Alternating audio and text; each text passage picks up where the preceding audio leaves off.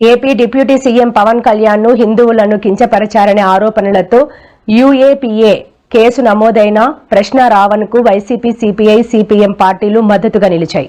ప్రజలను డైవర్ట్ చేయడానికే ప్రభుత్వం ఈ రాజకీయ కుట్రకు పాల్పడుతోందని సిపిఐ నారాయణ విమర్శిస్తూ రావణ్ పై పెట్టిన ఉపా కేసును వెంటనే ఉపసంహరించుకోవాలని డిమాండ్ చేశారు. ప్రజలను డైవర్ట్ చేసేందుకే రావణ్ పై రాజకీయ కుట్ర జరుగుతోందని ఆరోపించారు.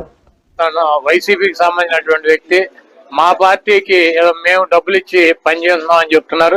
మీరు కనుక ఈ మొత్తం ఈ జరిగినటువంటి సంఘటన కనుక మనం పరిశీలించినట్లయితే తెలుగుదేశం పార్టీ వాళ్ళు ఎక్కడ కేసులు పెట్టలే అతని మీద. తెలుగుదేశం పార్టీ వాళ్ళు ఎక్కడ కూడా పోలీస్ స్టేషన్కి వెళ్ళి దాడులు చేయలే. తెలుగుదేశం పార్టీ ఎక్కడ కూడా అతని గురించి కానీ అతను సోషల్ మీడియాలో కానీ రావణ్ చెడ్డవాడనో లేకపోతే అతని గురించి ఎక్కడ కూడా విమర్శలు చేయట్లా. ఎవరయ్యే చేసేదంటే తెలుగుదేశం పార్టీకి సంబంధించినటువంటి పేటిఎం బ్యాచ్ మీడియా, ఏది ఏబిఎన్, టీవీ5, మహా న్యూస్, అదేవిధంగా యూట్యూబ్ ఛానల్స్ కొన్ని ఉన్నాయి తెలుగుదేశం పార్టీకి, అవి చేస్తున్నాయి. ఎందుకంటే మరి బిఆర్ నాయుడు గారిని బ్రోకర్ గార్డ్ అని చెప్తాడు ప్రశ్న రావణ్. అదేవిధంగా ఏబిఎన్ రాధాకృష్ణని అమ్మనా బూతులు తిడతాడు, ఒకరిని బ్రోకర్ అని, ఒకడు లోఫర్ అని.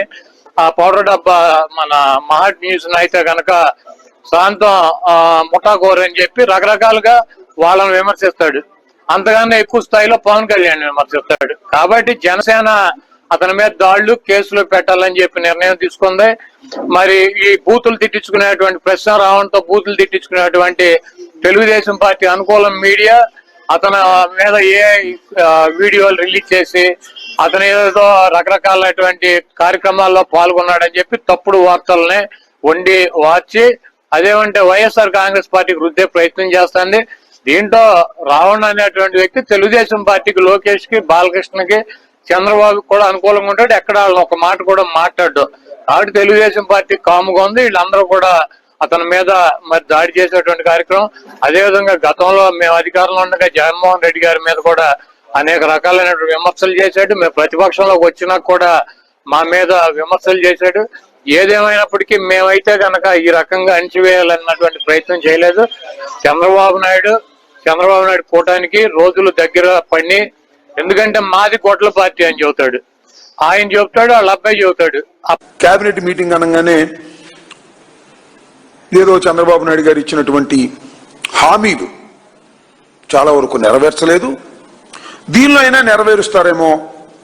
ఆడబిడ్డ నిధి, నిరుద్యోగ భృతి, 50 ఏళ్ళకి పెన్షను, ఇంతవరకు ఏం పెన్షన్లు ఇవ్వలేదు. కొత్తగా ఉన్నటిని కట్ చేస్తున్నారు.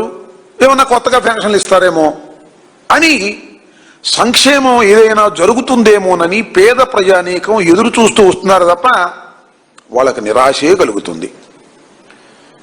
కాస్త ఉత్సాహంగా ఎవరికంటే పోర్టులు కేటాయిస్తేనో, భూములు కేటాయిస్తేనో, తన బినామీదారులు వాళ్ళు కాసు కూర్చుంటున్నారు. ఏం జరిగిద్దా, దీనిలో మనకేమన్నా భూములు కేటాయిస్తారేమో, ఎగరేసుకుపోదామనే వాళ్ళ కోసం మాత్రమే ఇది జరిగేటటువంటి విషయంగా చాలా స్పష్టంగా కనిపిస్తూ ఉంది.